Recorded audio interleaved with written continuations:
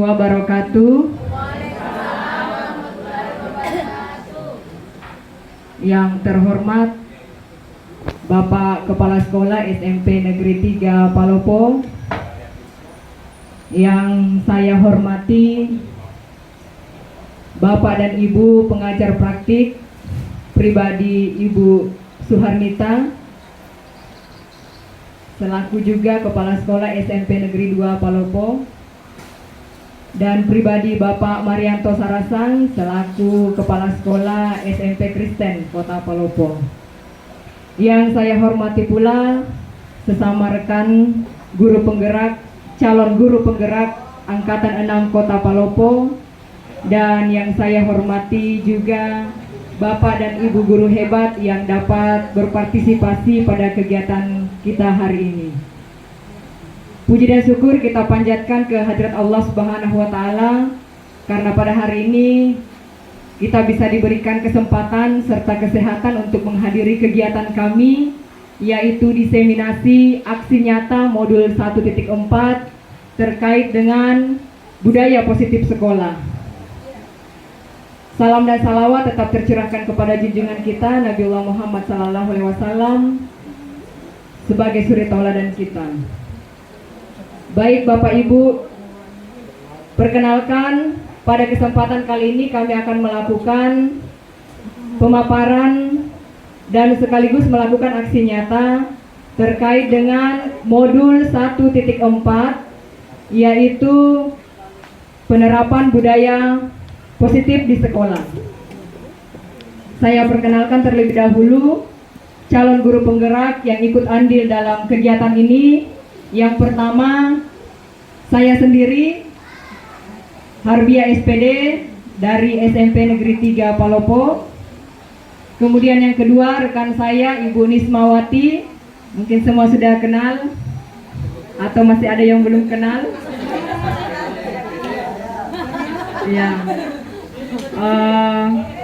Dan yang dari SMP 3 juga ya. Kemudian yang berikutnya adalah Ibu Kurnia Kadir dari SMP 2 Kota Palopo, guru matematika, ya sudah sering dikenal ya.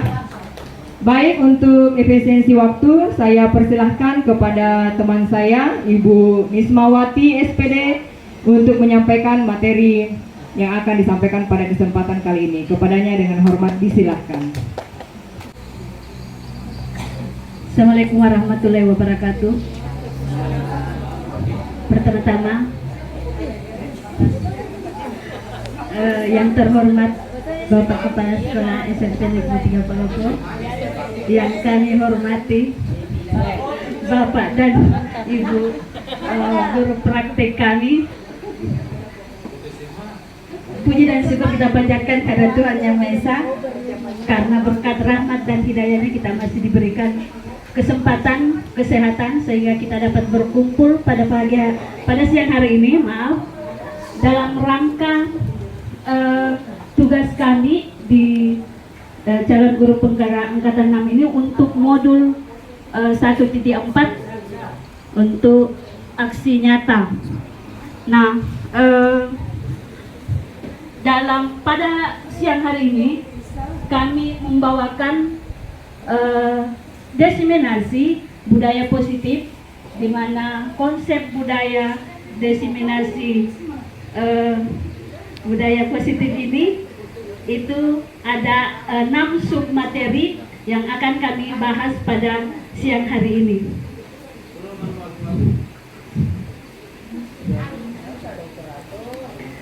Pertama, yaitu submaterinya perubahan paradigma stimulus respon, kemudian konsep disiplin positif. Nah, untuk submateri kedua ini yang akan saya presentasikan. Kemudian untuk keyakinan kelas dan pemenuhan 5 kebutuhan dasar manusia itu akan dibawakan oleh Ibu Kurnia Kadir. Kemudian untuk materi 5 posisi kontrol dan segitiga restitusi itu akan dibawakan oleh Ibu Harbia. Bertanggung jawab. Nah, untuk sub materi pertama saya yaitu perubahan paradigma stimulus respon. Kemudian akan saya lanjutkan nanti dengan konsep disiplin positif. Perubahan paradigma stimulus respon. Untuk awal ini saya cut dia punya beberapa kata yaitu paradigma, stimulus, dan respon. Paradigma sendiri kalau kita lihat di kamus besar bermakna pola pikir manusia dalam memandang sesuatu. Sedangkan stimulus sendiri itu adalah rangsangan dan respon adalah tanggapan.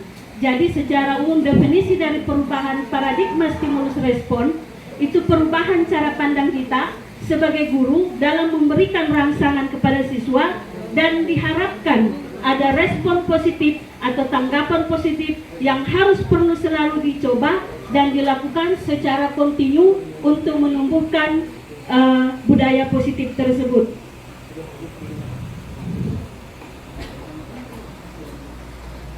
Nah, bentuk stimulus apa saja yang dapat diberikan oleh kita sebagai guru atau pendidik dalam pembelajaran?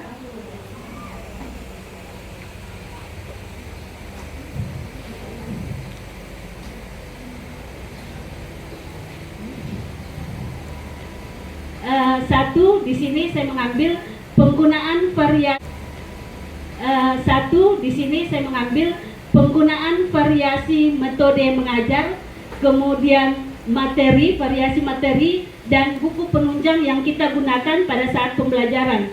Kemudian bagaimana kita pemberian nilai untuk merangsang stimulus nanti ke budaya positif dari siswa. Kemudian pemberian hukuman, dan keempat pemberian pujian atau penghargaan.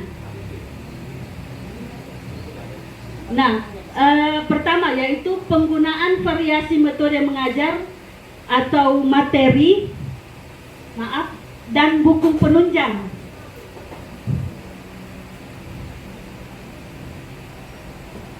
Sebagai guru dalam melaksanakan pembelajaran harus memiliki kemampuan mengadakan variasi pembelajaran. Hal ini diperlukan untuk meningkatkan kualitas pembelajaran dan menemukan metode yang tepat untuk diterapkan di kelas sehingga timbul stimulus atau tanggapan positif dari siswa sehingga pelajaran dapat memberikan kenyamanan bagi siswa sehingga dapat menumbuhkan budaya positif dalam diri siswa tersebut.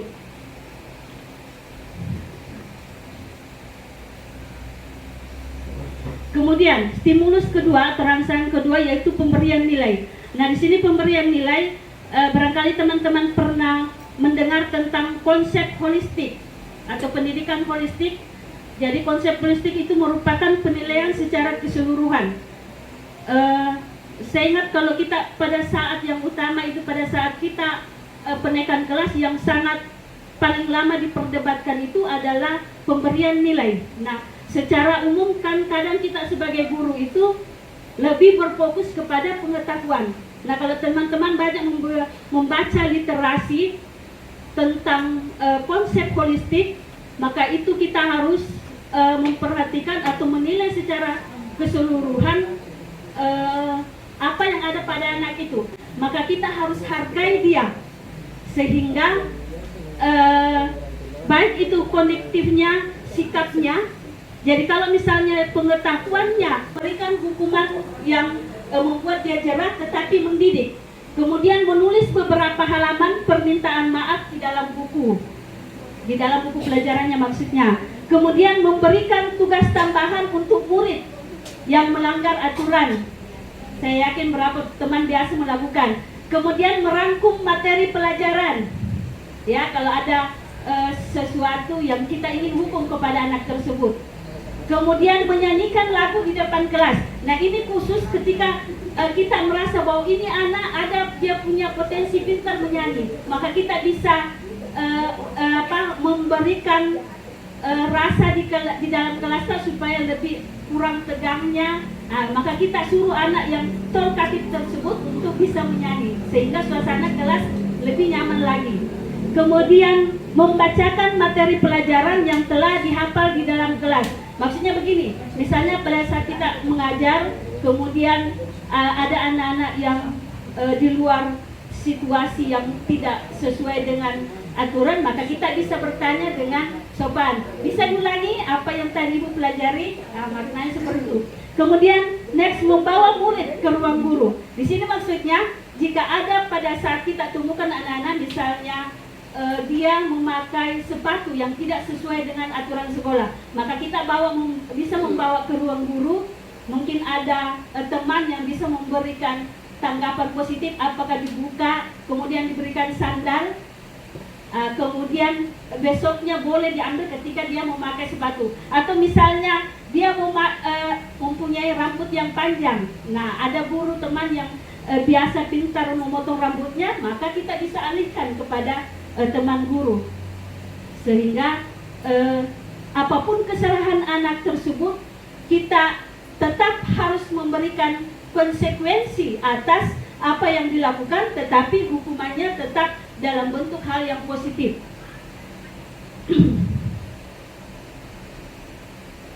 Kemudian rangsangan berikutnya yaitu pemberian pujian atau penghargaan. Nah, paling ini sering kita lakukan. Jadi pemberian pujian atau penghargaan adalah alat untuk mendidik anak-anak atau siswa supaya siswa merasa senang karena perbuatannya atau pekerjaannya mendapat penghargaan. Pujian atau penghargaan dimaknai sebagai wujud dari rasa sayang dan perhatian dari guru kepada siswanya. Misalnya seperti ini. Paling sering Ibu lakukan, mantap, jempol, seperti itu. Ya, ketika anak-anak melakukan hal yang baik, maka kita berikan dia pujian sehingga dia merasa dihargai. Kemudian saya masuk kepada sub materi dari budaya positif, yaitu konsep disiplin positif. Konsep disiplin positif yaitu disiplin positif merupakan suatu cara penerapan disiplin tanpa kekerasan dan ancaman yang dalam praktiknya melibatkan komunikasi tentang perilaku yang efektif antara guru dan anak.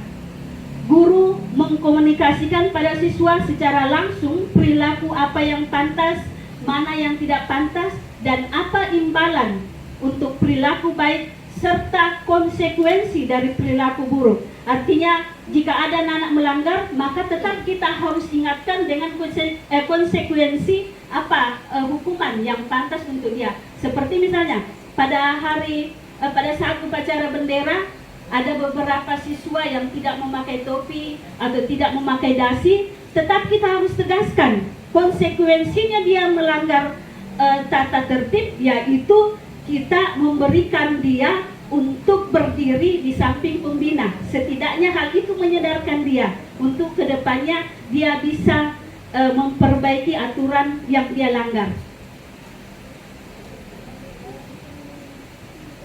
Nah, dalam penerapan disiplin positif ini, siswa diajarkan untuk memahami konsekuensi dari perilaku mereka.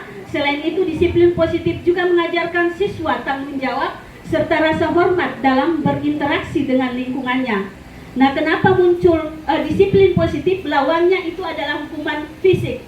Karena paling sekarang ini banyak hal kejadian tentang guru yang secara tidak terkontrol, termasuk saya sebenarnya yang dalam kondisi tidak terkontrol itu melakukan hukuman fisik. Nah, maka hal itulah dimunculkan konsep disiplin positif ini, di mana disiplin positif mengajarkan kita sebagai guru yang sudah dewasa untuk menggunakan kebaikan dan ketegasan pada saat yang sama dan tidak bersifat menghukum atau permisif atau bersifat terbuka dan serba membolehkan atau serba mengizinkan. Artinya begini, kita boleh menyayangi anak-anak sebaik mungkin kepada anak kita, kepada siswa kita, tetapi jika dia melakukan hal yang tidak terkontrol atau melanggar aturan, maka bersamaan seperti itu kita harus tetap memberikan ketegasan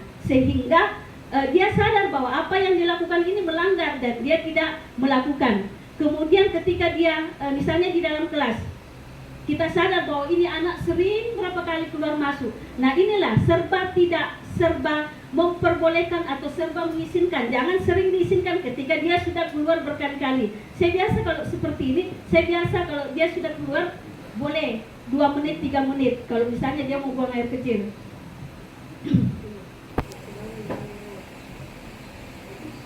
Nah, tentang konsep hukuman fisik ini juga sudah dikomentari oleh PBB tentang hak anak dalam komentar umumnya nomor 8 tahun 2006. Dia mengatakan bahwa PBB mengatakan hukuman di mana kekuatan fisik digunakan dan dimaksudkan untuk menyebabkan beberapa tingkat rasa sakit atau ketidaknyamanan betapapun ringannya. Maksudnya bahwa dia tidak setuju dengan hukuman fisik ini menurut PBB. Jadi bagaimanapun hukuman fisik walaupun itu ringan tetap menimbulkan rasa sakit atau tidak nyaman pada siswa tersebut. Maka muncullah konsep disiplin ini untuk mengurangi atau melawan dari hukuman fisik.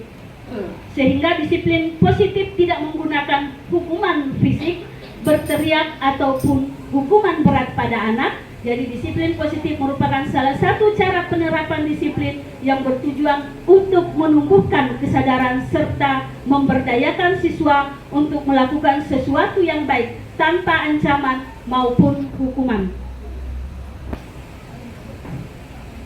Nah, perbedaan hukuman dan disiplin positif ini ketika diuraikan oleh Fasi saya, sempat saya juga termenung apa bedanya hukuman dengan disiplin positif. Nah, sama-sama kita juga memberikan konsekuensi ya, cuman dia berubah konsekuensi atas hal yang dia langgar. Nah, perbedaan secara mendasar antara hukuman dalam hal ini hukuman fisik dan disiplin positif. Hukuman fisik mengarah pada pengendalian perilaku murid. Di situ positifnya. Dengan demikian hukuman lebih mengarah pada bagaimana mengontrol perilaku atau tindakan anak sesuai dengan kemauan guru. Nah, ini yang harus digarisbawahi, kemauan guru. Itu yang kadangkala jika guru tidak terkontrol, ini yang muncul hukuman fisik. Nah, maka muncullah konsep disiplin positif yang mengatakan bahwa disiplin positif lebih pada mengembangkan perilaku murid serta mengajarkan murid tentang kontrol dan kepercayaan diri dengan berfokus pada apa yang mereka pelajari.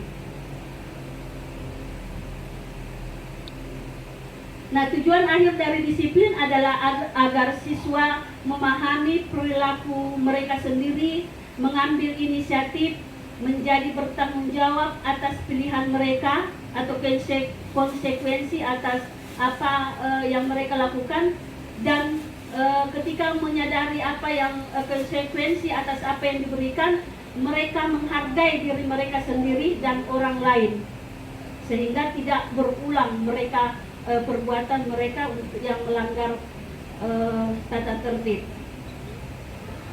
Di sini saya menampilkan kriteria untuk melaksanakan pendekatan disiplin positif dalam membangun hubungan antara guru dengan murid, yaitu bersikap baik dan tegas di saat bersamaan. Dalam penerapan disiplin positif ini yang sangat dan ini yang selalu saya pegang teguh, terutama pada saat upacara bendera, bersikap baik dan tegas di saat bersamaan. Barangkali teman-teman biasa melihat ketika pada saat upacara ada anak-anak yang merasa sakit, tetapi karena sudah berapa minggu pertemuan, saya melihat selalu kejadian yang sama, dia merasa sakit, tetapi ketika pada saat selesai itu dia berlari. Jadi saya pikir sel kuatnya masih kuat. Jadi dia cuma manja karena teman-temannya yang mendampingi. Maka ketika dia mau mengarah ke UKS itu saya panggil. Jadi saya perhatikan ketika dia bergerak mengarah saya Saya perhatikan gerakannya. Kalau dia agak gerak cepat, dia masih dia punya muka masih masih agak mampu untuk bertahan berdiri, maka saya suruh berdiri di dekat saya atau minimal duduk dan tidak mengarah ke UKS. Kenapa? Karena saya pikir saya saja yang merasa biasa tidak nyaman pada tubuh masih mampu untuk ikut upacara dibanding anak kita yang masih memiliki sel sehat. Karena kalau dibiarkan hal itu terjadi, maka UKS akan bertumpuk dan kadang anak-anak itu menguji nyali pada kita. Saya pribadi biasa kalau ada PMR yang mengambil anak-anak, saya biasa berteriak. Kalau sudah masih ada jarak 3 meter, oke, PMR kembali ke posisi, jalan kemari. Jadi saya perhatikan kemari. Kalau sudah berlangsung beberapa dan saya duduk, ada beberapa, saya tidak sadar biasa ngomong. Kalau sudah banyak, perhatikan. Kalau kalau memang masih merasa mampu untuk berdiri, jangan dulu diambil PMR. Kalau bisa biarkan dia pingsan dulu baru anu. Kita lihat uji cobanya. Ternyata dia uji betul saya. Dia uji betul saya ketika sampai duduk di situ, dia dengar mungkin kalimat sempat di waktu hari Senin ada betulan anak. Dia sempat pingsan gitu. Saya juga sempat dek sama diri saya. Sempat buat dia pergi menggeser itu, ternyata waktu saya lihat tatap muka ini anggotaku, siswaku sendiri. Dan yang saya legahkan hati saya ketika matanya berkedip begini, oh ini anak tidak pingsan, nah ini bisa punya nyali. Nah, makanya saya tenang, tapi tetap saya pegang dia punya bahu. Saya bilang, memang ada dia rasa nyaman tidak pada dirinya. Saya tahu ketika nyaman, tetapi dia tidak pingsan. Dia cuma mencari perhatian. Nah, makanya dia masih saya sentuh badannya. Kemudian apa yang kita rasakan? Anak-anak bertanya, Bu, pingsan itu Bu? Langsung tidak apa-apa jika Bu. Dia ngomong tidak apa-apa jika Bu. Nah itu artinya saya melihat karakter anak-anak. Kadang ada anak-anak yang kita akan paham.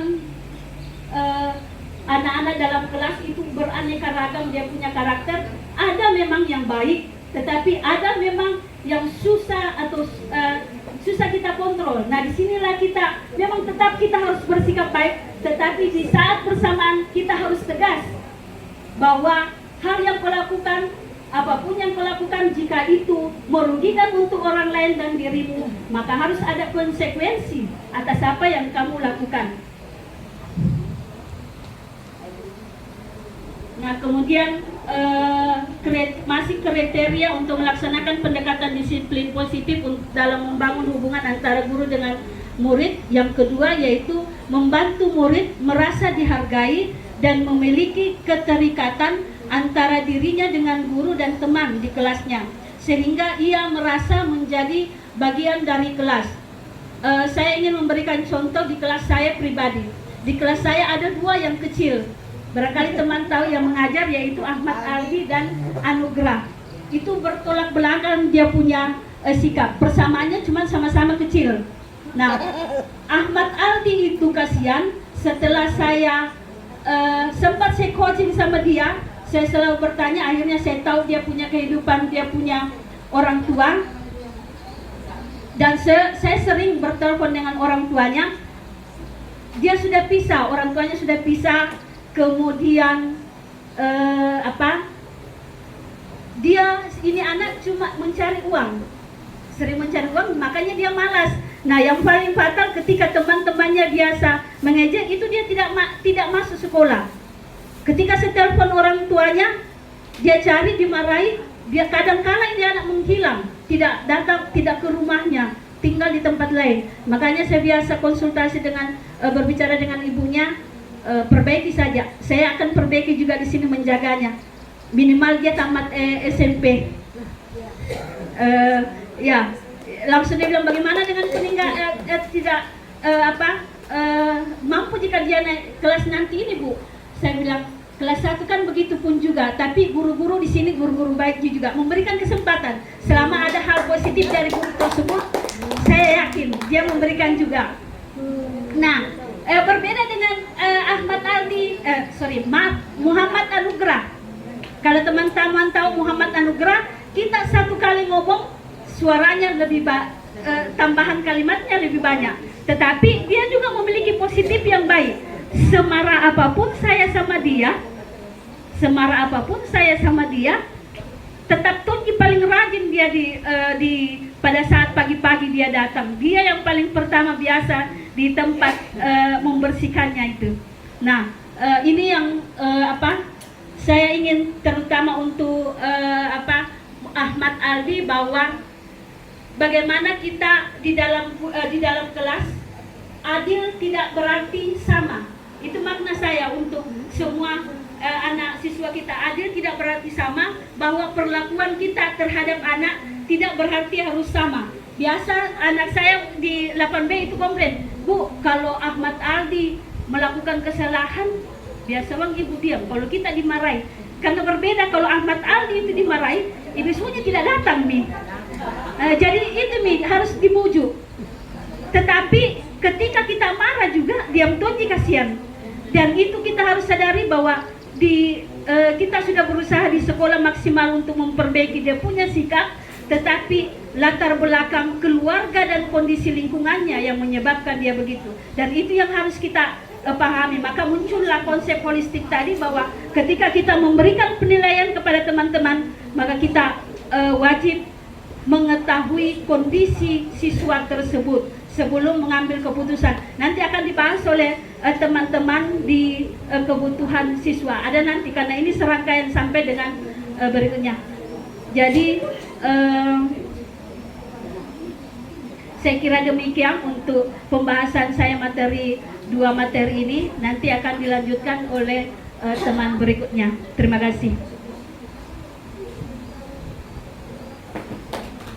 Ya, tepuk tangan yang meriah untuk calon guru penggerak Ibu Nismawati yang telah menyampaikan terkait dengan elaborasi pemahaman budaya positif sekolah terkait dengan disiplin positif dan juga budaya positif yang tadi sudah dijelaskan. Ya, selanjutnya kami persilahkan kepada Ibu Kurnia untuk kembali melanjutkan materi selanjutnya, karena mohon maaf Bapak Ibu masih ada 4 materi lagi yang insya Allah kita akan press sambil menunggu cek log ya. Baik, saya persilahkan kepada Ibu Kurnia untuk menyampaikan materinya. Silahkan Ibu.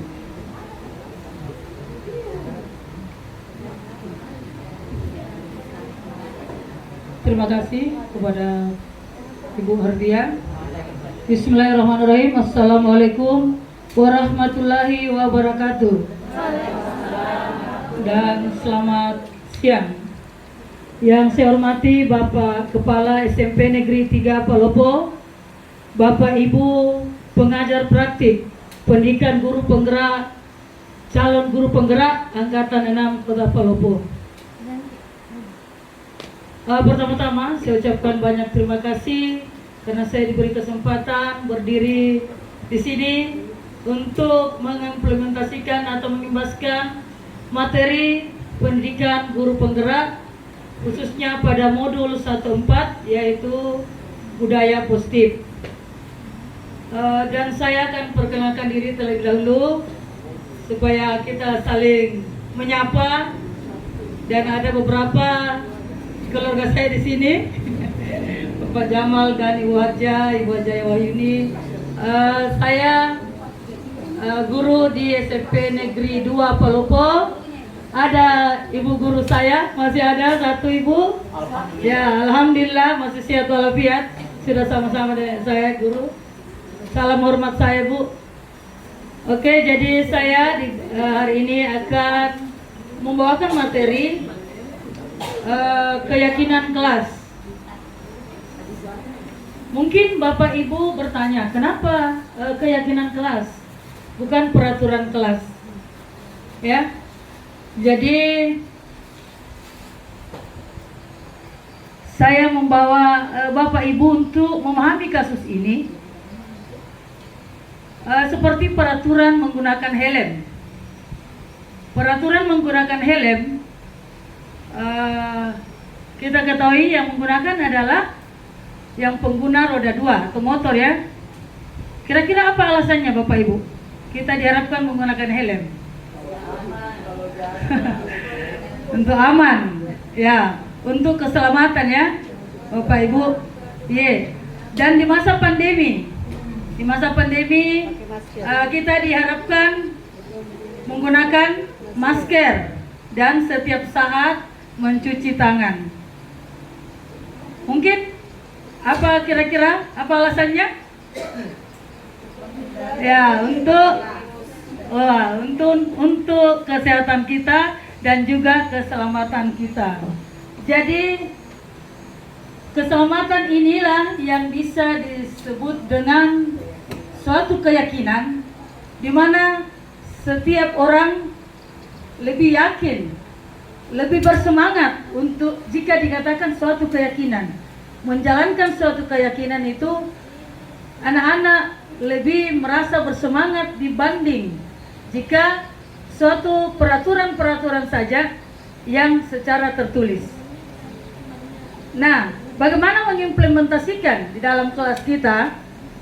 Jadi, keyakinan kelas itu adalah salah satu disiplin positif yang dapat kita terapkan dalam membangun budaya positif di sekolah. Utamanya di dalam kelas kita. Nah, bagaimana cara mengimplementasikan budaya positif di kelas kita? Nah, kira-kira keyakinan kelas yang kita akan buat, kita harus melibatkan seluruh atau setiap peserta didik di kelas tersebut.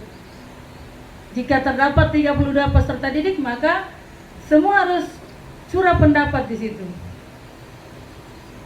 Semua akan memberikan pendapatnya dengan menuliskan apa disiplin positif yang bisa mereka terapkan dan bisa pahami dan bisa jalankan dipedomani di kelas tersebut. Nah, dari membuat keyakinan kelas, kita juga harus mengingat bahwa kita harus menggunakan kalimat-kalimat positif. Yang mana kalimat positif itu lebih indah dibanding kalimat-kalimat negatif. Kalimat negatif contohnya seperti ini yang sering kita lihat. Jangan membuang sampah di sembarang tempat. Nah, saya kira ada beberapa siswa menginginkan dan kita semua menginginkan setiap saat kelas kita bersih. Karena bersih itu adalah sebagian daripada iman, ya Bapak Ibu. Nah, maka anak-anak kita setuju kalau selalu menjaga kebersihan. Jadi sebaiknya kalimat positif yang digunakan adalah kami menjaga kebersihan kelas. Kami menjaga kebersihan kelas. Ya. Inilah contoh-contoh keyakinan kelas, dan membuat keyakinan kelas cukup 5 atau 6 supaya anak kita bisa memahami apa-apa keyakinan kelas yang kita buat bersama. Dan setelah kita membuat keyakinan kelas yang pada umumnya anak-anak itu merasa bahwa ini mampu saya lakukan, maka untuk selain mengingatkan, maka tekniknya adalah menempelkan di sebuah kertas ya yang menarik dan diletakkan yang mudah anak-anakku jangkau untuk membacanya. Seperti contoh yang ada di atas yang kami paparkan adalah keyakinan kelas yang dibuat. Kami bekerja sama menciptakan ketertiban kelas. Kami menghormati guru, kami menjaga kebersihan kelas, kami belajar dengan semangat, kami ingin guru yang baik, adil dan kreatif, dan kami membantu teman yang membutuhkan. Jadi tujuan keyakinan kelas kita buat ini adalah salah satu tujuannya adalah untuk menunjang proses pembelajaran di kelas berjalan dengan baik. Jadi proses pembelajaran di kelas berjalan dengan baik. Jika proses pembelajaran di kelas berjalan dengan baik, tujuan pembelajaran yang akan kita capai akan tercapai. Ya, Begitu Bapak Ibu ya. Jadi keyakinan kelas nanti semester genap, ya awal semester genap, mari kita sama-sama Bapak Ibu guru hebat di SMP Negeri 3 akan membuat di kelas masing-masing semenarik mungkin. Kenapa dibuat semenarik mungkin? Supaya menarik siswa untuk sering-sering membacanya dan menghafalnya dan menindaklanjutinya agar senantiasa mengindahkan keyakinan kelas yang asalnya dari mereka sendiri. Dan selanjutnya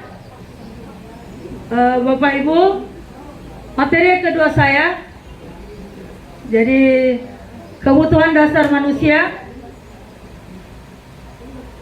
Kebutuhan dasar manusia, kembali saya mengajak Bapak Ibu dengan kasus, dan mungkin seluruh Bapak Ibu yang hadir pernah mengalami kasus anak-anak kita seperti ini. Rekan-rekannya membawa bekal makan siang, ya. Tetapi ada seorang siswa yang suka mengambil bekal makan siang temannya secara paksa. Nah, bagaimana kita memposisikan diri jika sudah banyak siswa yang datang melapor bahwa Bu, si A ini mengambil bekal saya secara paksa. Jadi kita sebagai guru, kira-kira apa tindak lanjutnya? Kalau ada siswa yang melapor bahwa si A mengambil makanan saya secara paksa, walaupun dilarang, dipanggil anaknya, kemudian ditanya-tanya ya Bapak Ibu, ya, karena selama ini kita tidak boleh menyentuh siswa lagi. Jadi kita memanggil siswa. Kebutuhan dasar manusia ada 5. Nah, si A kita akan tanya, kenapa nak? Kenapa diambil bekalnya teman tak secara paksa walaupun teman tak larang ki? Alasannya demikian, bahwa saya lapar Bu. Ya, pasti dia mengambil makanan temannya karena dia lapar. Maka lapar, alasan anak tersebut lapar, maka kebutuhan anak yang dia penuhi pada saat itu adalah kebutuhan untuk hidup, bertahan hidup, survival, ya. Jadi dia karena mau hidup, maka dia mengambil walaupun dilarang. Temannya sudah marah-marah tapi tetap diambil karena dia kelaparan. Nah, setelah itu mungkin kita bertanya lagi, kenapa dipaksa diambil makanannya temannya? Nah, kasihan temannya. Apa dia katakan?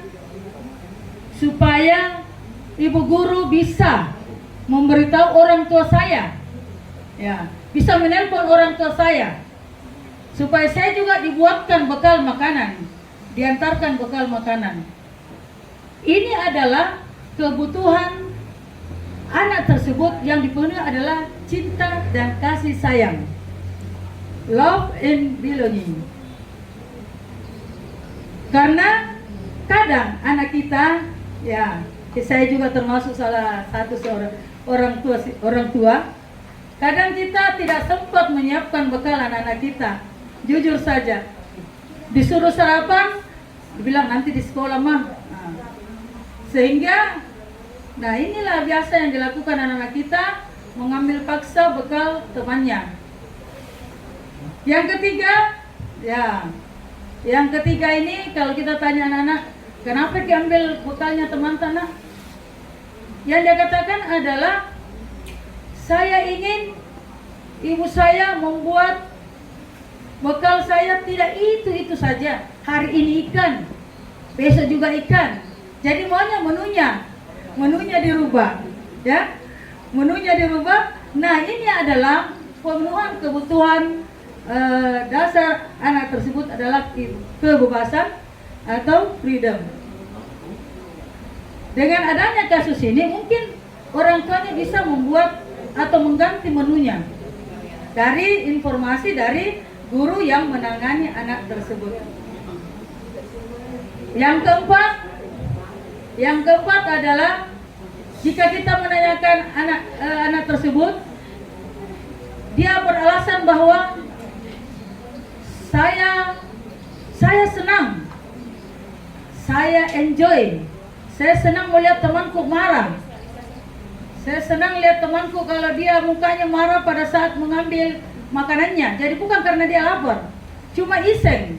Ya, banyak anak-anak itu mengambil barang temannya tidak ada tujuannya. Dia kembalikan sebentar, tetapi dia senang kalau lihat temannya marah. Jadi ini adalah kebutuhan dasar yang dia penuhi adalah kesenangannya, fun. Dia merasa senang kalau bikin jengkel temannya. Ya, kurang menderita Pak ya. Dan yang kelima, kebutuhan dasar manusia yang kelima, nah ini yang paling sering dan sempat saya saksikan di depan juga tadi. Jadi anak-anak merasa powernya kelihatan, kekuasaannya kelihatan jika dia ditakuti oleh temannya.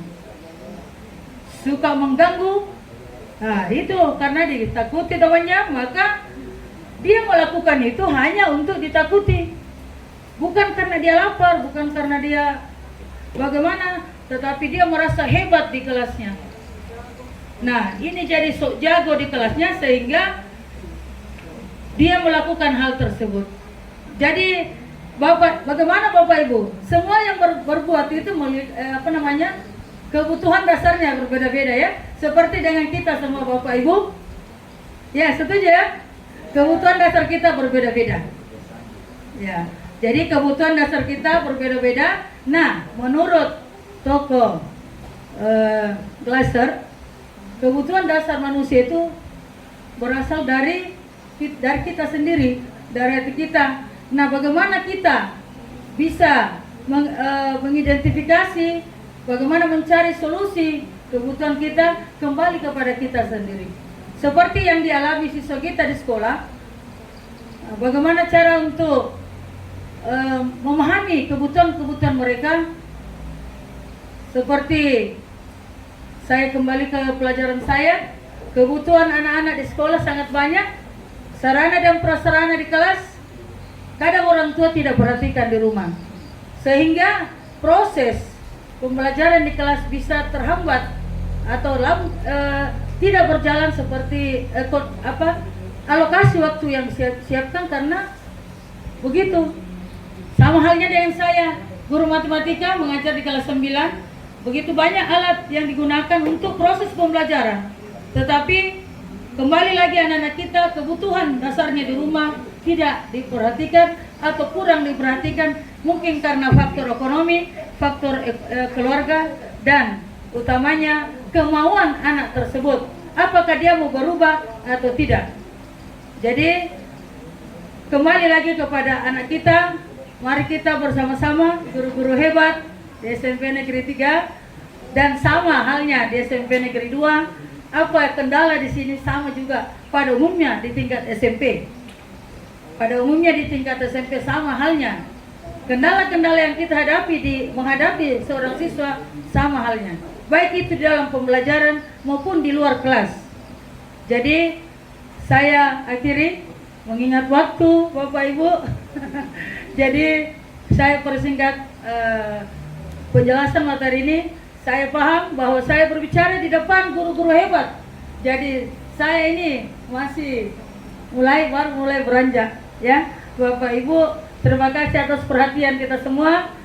Saya mohon maaf jika ada kekurangan, di sana sini pasti ada kekurangan. Wabillahi taufik wal hidayah. Wassalamualaikum warahmatullahi wabarakatuh. Ya, terima kasih diucapkan kepada Ibu Kurnia terkait dengan pemaparan materi keyakinan kelas ya. Baik, pada kesempatan kali ini kita akan lanjut ya sedikit lagi terkait dengan materi budaya positif ini. Tetapi sebelumnya mari Bapak Ibu kita perbaiki dulu duduk tak ya. Kita refreshing sejenak ya. Kita perbaiki duduknya, kemudian Mari kita menarik nafas, kemudian kita hembuskan perlahan-lahan. Ya. Tarik nafas lagi Bapak Ibu, hembuskan perlahan-lahan. Ya. Hilangkan semua beban yang ada di pikiran. Silahkan menutup mata sejenak. Sambil kita memikirkan hal-hal yang menyenangkan dan meringankan pikiran kita, ya. Kita butuh beberapa detik saja. Mari kita tutup mata sebentar sambil berelaksasi.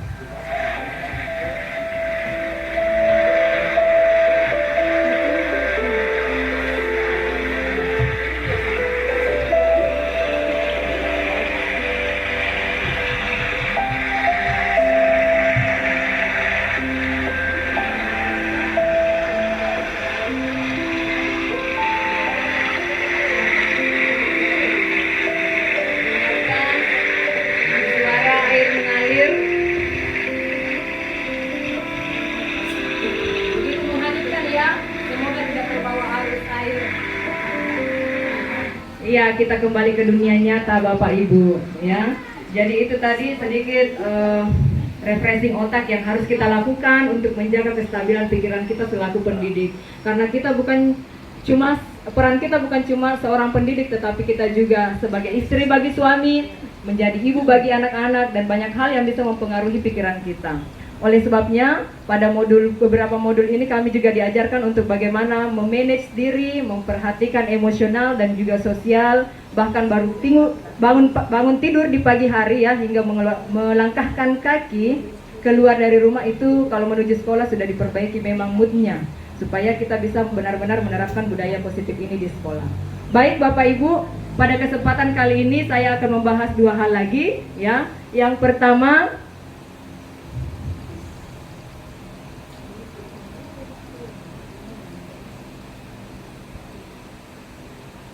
pertama terkait dengan 5 posisi kontrol guru ya. Kemudian yang kedua adalah restitusi ya. Yang mana disebut dengan 5 posisi kontrol guru. Yang pertama, ternyata posisi kontrol guru itu sebagai penghukum.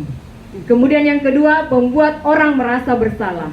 Yang ketiga, posisi kontrol guru sebagai teman. Yang keempat, monitor atau pemantau. Dan yang kelima, sebagai manajer.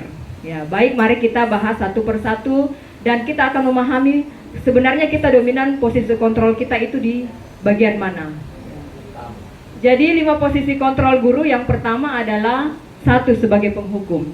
Penghukum itu adalah seorang penghukum bisa menggunakan hukuman fisik. Ya, jadi posisi penghukum itu selalu memberikan sanksi kepada anak melalui hukuman fisik maupun verbal. Ya. Hukuman fisik misalnya anak keluar bajunya, dipanggil, hei sini, cubit. Ya. Dulu, sekarang sudah tidak lagi. Ya. Kemudian verbal, kita menggertak, mengancam, ya, dan juga memaki anak. Ya. Biasanya ini ciri-ciri bahasa atau perkataan yang biasa kita gunakan sebagai penghukum, bahwa kita mengatakan, sudah tahu kan aturan sekolah, awas kalau melanggar. Ya, itu. Kemudian kamu lagi. Kemarin kan sudah terlambat, kenapa hari ini terlambat lagi? Itu kata-kata yang biasa kita ucapkan. Bahkan pernah saya mendapatkan satu orang anak sekolah ketemu di warung di luar sekolah ya, bukan di sini. Menemukan sambil bertanya, kenapa nak jam sekolah ada di warung ya, di warung sini dan jauh dari sekolah tak. Dia sampaikan, saya datang terlambat hari ini Bu, saya sudah ngos-ngosan karena saya terlambat bangun, saya sudah berupaya untuk bisa mengikuti pembelajaran saya. Tetapi apa yang dirasakan sang anak, apa yang ditemukan, pas di depan kelas, seorang guru mengatakan, kenapa tidak datang besok saja? Akhirnya sang anak yang sudah motivasinya tinggi ya, menjadi dongkol, kecewa, tidak mengharapkan hal itu bisa terjadi kepadanya, akhirnya benar-benar pergi. Ya, jadi harusnya kan diapresiasi, atau paling tidak kita tahu dulu apa alasan sehingga anak tersebut terlambat. Ya, kita mungkin pernah juga sudah menonton videonya ya. Ibu guru yang orang Makassar kalau tidak salah, yang ada videonya itu, ibu gurunya menghakimi ya, teman-temannya melempari, menghakimi. Ternyata setiap hari si anak ini terlambat karena ibunya masuk rumah sakit. Ternyata besoknya dia harus memberi makan dulu karena tidak ada keluarganya, ke rumah sakit dulu beri makan ya. Kemudian ternyata hari terakhir dia terlambat lagi ya, bahkan tidak datang. Sehingga besoknya diklarifikasi kenapa tidak datang, ya. Saya tidak datang kemarin karena ibu saya meninggal, ya. Jadi inilah alasan kenapa kita perlu mengidentifikasi permasalahan anak, ya. Karena tidak serta-merta setiap hari itu terus alasannya, ya. Kalaupun misalnya karena dirinya sendiri, motivasi dari dirinya, maka kita perlu melakukan restitusi. Kita akan membahas restitusi berikut. Berikut yang kedua adalah membuat orang merasa bersalah, ya. Biasanya guru akan bersuara lebih lembut, ya, lebih lembut, ya. Biasa mengatakan, nah kalau tidak kita patuhi ini aturan, maka saya tanya nanti mama tak.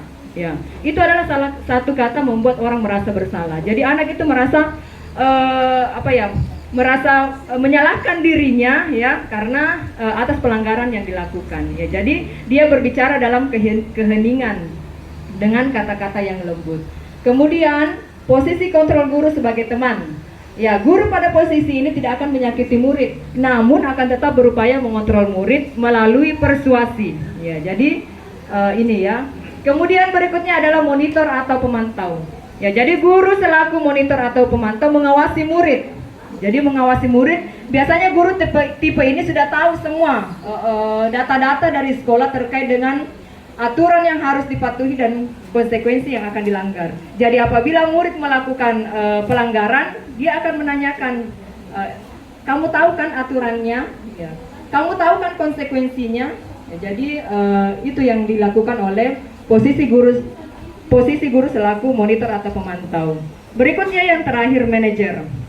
Respon yang menunjukkan tanggung jawab guru. Manajer adalah posisi mentor di mana guru berbuat sesuatu bersama dengan murid, mempersilahkan murid mempertanggungjawabkan perilakunya, mendukung murid agar dapat menemukan solusi atas permasalahannya sendiri, ya. Jadi ada baiknya kita berada di posisi kontrol ini, yaitu manajer, ya. Bagaimana bisa kita memberikan suasana yang baik bagi murid, mengklarifikasi, ya, membuka peluang bagi murid untuk menemukan sendiri jalan keluar dari permasalahannya. Nah, baik Bapak Ibu, untuk lebih realnya, mari saya putarkan video terkait dengan pelaksanaan 5 posisi. Ya, yang terakhir restitusi. Restitusi adalah proses menciptakan kondisi bagi murid untuk memperbaiki kesalahan mereka dengan karakter yang lebih kuat. Ya, jadi pada restitusi ini murid akan diajarkan cara untuk bagaimana menyelesaikan masalahnya sendiri. Kemudian berikut, restitusi juga merupakan proses kolaboratif yang mengajarkan murid untuk mencari solusi untuk masalah mereka dan membantu murid berpikir tentang orang seperti apa yang mereka inginkan dan bagaimana mereka harus memperlakukan orang lain. Kemudian alur dari restitusi ini yaitu ada 3. Ya, jadi apabila seseorang atau seorang murid melakukan pelanggaran, yang pertama yang kita lakukan adalah menstabilkan identitas. Apa yang diperbuat pada tahapan menstabilkan identitas, yaitu kita mengatakan kepada Ananda bahwa setiap orang pasti mengalami kesalahan, pernah melakukan kesalahan, ya. Ibu juga atau Pak Guru juga pernah melakukan kesalahan. Kamu bukan orang satu-satunya yang pernah melakukan ini, namun kita harus bertanggung jawab terhadap kesalahan yang kita perbuat. Kemudian alur yang kedua yaitu validasi kebutuhan, ya. Adakah cara yang lebih efektif untuk mendapatkan apa yang kita butuhkan? Ya, jadi pada tahap ini kita menanyakan kepada Ananda atau murid kita apa yang menjadi alasan atau pemicu kenapa dia melakukan pelanggaran. Kita dengarkan, kemudian kita dengarkan apa alasannya, kemudian berikan mereka ruang untuk bisa berpikir dan mengendalikan dirinya sendiri. Kemudian yang berikutnya menanyakan keyakinan. Menanyakan keyakinan kembali kepada keyakinan kelas tadi, ya, bahwa nilai-nilai apa yang telah kita sepakati di keyakinan kelas kita. Ya, misalkan harus datang ke sekolah jam 7.15 karena masih ada piket kebersihan. Maka apabila murid melanggar, kita perlu mengingatkan tentang kesepakatan atau keyakinan kelas. Ya, karena kan yang menentukan atau menyimpulkan membuat keyakinan kelas tersebut adalah murid-murid sendiri. Jadi mereka akan bertanggung jawab terhadap apa yang mereka sepakati. Kemudian, kamu ingin menjadi orang yang seperti apa? Ya, jadi biarkan anak itu memberikan solusi atas masalahnya sendiri. Misalkan dia pada akhirnya mengatakan, baik Bu, mulai besok saya tidak akan terlambat lagi. Saya akan bangun lebih pagi, saya akan menyalakan alarm saya, dan seterusnya. Jadi posisi guru itu tidak serta-merta menjadi penghukum, ya, atau membuat merasa bersalah. Tapi bagaimana anak-anak itu diajarkan untuk berpikir kritis, mencari jalan keluar atas permasalahan yang mereka hadapi. Ini sekaitan dengan profil pelajar Pancasila, ya, bernalar kritis. Anak-anak dilatih untuk bisa berpikir positif dalam mengambil sebuah tindakan, ya. Lanjut. Baik, yang terakhir, ya, ada kata bijak yang mengatakan orang hebat bisa melahirkan beberapa karya bermutu, tapi guru bermutu bisa melahirkan ribuan orang hebat. Ya, maka marilah kita kembali ke jati diri kita selaku pendidik, Bapak Ibu guru hebat yang insya Allah akan memajukan generasi bangsa kita melalui profil pelajar Pancasila. Terima kasih kami sampaikan, ya, mari tepuk tangan yang meriah. Terima kasih atas kontribusinya pada kesempatan kali ini. Itulah yang bisa kami sampaikan, tetapi sebelum menutup, saya persilakan kepada kepala sekolah untuk menyampaikan terkait dengan penguatan sekolah positif ini. Assalamualaikum warahmatullahi wabarakatuh. Selamat siang, salam sejahtera untuk kita semua. Yang terhormat Bapak Ibu pengajar praktek, dalam hal ini Kepala SMP Negeri 2 Palopo dan Kepala SMP Kristen Palopo, yang saya hormati Bapak Ibu narasumber, ya, calon guru penggerak dari SMP 2 dan SMP 3 Palopo. Terima kasih Bu. Dan yang saya hormati Bapak Ibu guru SMP Negeri 3 Palopo yang sempat hadir pada siang hari ini. Tadi kita sama-sama mendengarkan diseminasi dari ketiga calon guru penggerak, apa yang telah didapatkan selama pelatihan sebagai calon guru penggerak hari ini diseminasikan kepada kita semua, menyebarluaskan informasi ilmu yang didapatkan, ya, selama workshop atau pelatihan selama ini, ya, pada siang hari ini disebarluaskan kepada Bapak Ibu, karena Bapak Ibu tidak sempat mengikuti alur dari kegiatan guru penggerak, maka pada siang hari ini diseminasikan kepada kita semua, sehingga ilmu yang didapatkan selama ini, ya, diimbaskan kepada kita semua. Dan saya yakin, ya, yang disampaikan tadi dari tiga narasumber ini, jelaslah kita bertambah ilmu kita, menyegarkan kembali ilmu kita yang mungkin pernah kita dapatkan tapi terlupakan, ya. Maka siang hari ini tentu terupgrade lagi, sehingga ada penyegaran, ya, bagi kita sebagai guru yang profesional.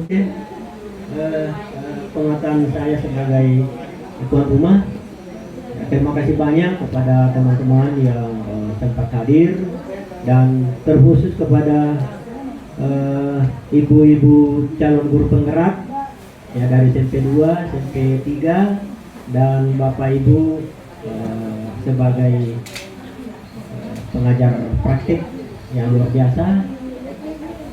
Kami sampaikan terima kasih sekali lagi. Semoga ini bisa berjalan sampai akhir dengan lancar.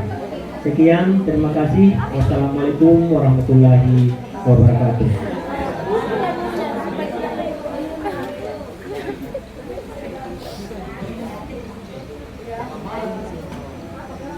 Terima kasih kami ucapkan kepada Bapak Ibu guru. Terima kasih kepada Bapak Kepala Sekolah SMP Negeri 3 Palopo yang senantiasa mendukung kegiatan kami ini hingga terlaksananya juga kegiatan pada hari ini. Terima kasih juga kami ucapkan kepada Bapak Ibu pengajar praktik yang sempat hadir pada kesempatan kali ini. Terima kasih kepada rekan-rekan calon guru penggerak angkatan 6. Berharap selanjutnya ada calon guru penggerak lain di sekolah kita ini ya, untuk angkatan 789 maupun seterusnya. Terima kasih kami ucapkan juga kepada Bapak Ibu guru hebat SMP Negeri 3 Palopo. Insya Allah selalu menjadi yang terbaik ya. Mohon maaf atas segala kekurangan pada pemaparan kami dan kegiatan kami hari ini. Saya akhiri dengan ucapan billahi taufiq wal hidayah. Assalamualaikum warahmatullahi wabarakatuh. Waalaikumsalam warahmatullahi wabarakatuh. Terima kasih.